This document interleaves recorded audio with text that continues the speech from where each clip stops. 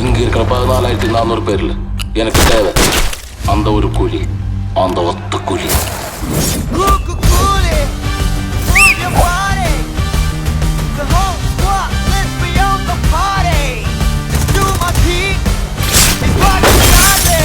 இந்த தேவா பத்தி தெரிஞ்சிருந்தோ என்கிட்டயே விளையாடி இருக்க.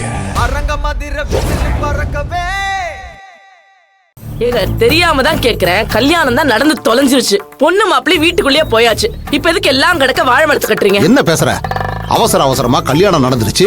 நம்ம குடும்பத்துல நல்லது நடந்திருக்குன்னு இந்த ஊர் உலகத்துக்கு தெரிய வேண்டாமா? ஆமா, நல்லா தெரிய வச்சு. ஆனா இப்ப அபசகுணம் ஆயிடுச்சே. அம்மா, நீ கொஞ்சம் நிறுத்துமா, பேசிட்டே இருக்காம. ஜோசியரே, நீங்க வாங்க உள்ள. வாங்க ஐயா, வாங்க.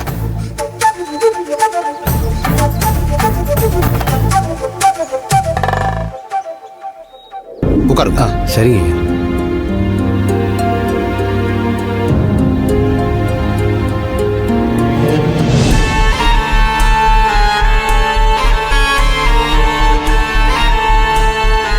என்னாச்சு ஜோசியரே? இல்ல, ஒண்ணு இல்ல. அத ஏன் கேக்குறீங்க? ஜோசியரு நம்ம வீட்டு வாசல்ல கால் எடுத்து வைக்கிறாரு. வாசல்ல இருந்த வாழை மரம் அருந்து தொம்முன்னு அவர் தோள் மேல விழுந்துருச்சு. நல்ல வேளை, எதுவும் ஆகாம உயிர் தப்பிச்சிட்டாரு. ஜோசியரே, நீங்க நேரத்தை குறிங்க. ஜோசியரே, என் பையனுக்கும் மருமகளுக்கும் இன்னைக்கு காலையில அவசரமா திடுதுப்புன்னு கல்யாணம் நடந்துருச்சு. இல்லைன்னா முன்கூட்டியே உங்ககிட்ட சொல்லி நாள் நட்சத்திரம் குறிச்சு பார்த்துருக்கலாம். அதுக்கு நேரம் இல்லாம போச்சு ஜோசியரே.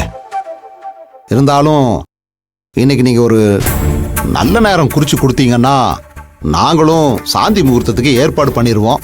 அதுக்காகத்தான் உங்களை வர சொன்னோம். ஜோசியர் உள்ள வரப்பவே வாழை மரம் தவறி விழுந்துச்சு. அதுவே ஒரு அபசகுணம் தானே. ஜோசியரே, நீங்க நல்ல நேரமா பார்த்து சொல்லுங்க.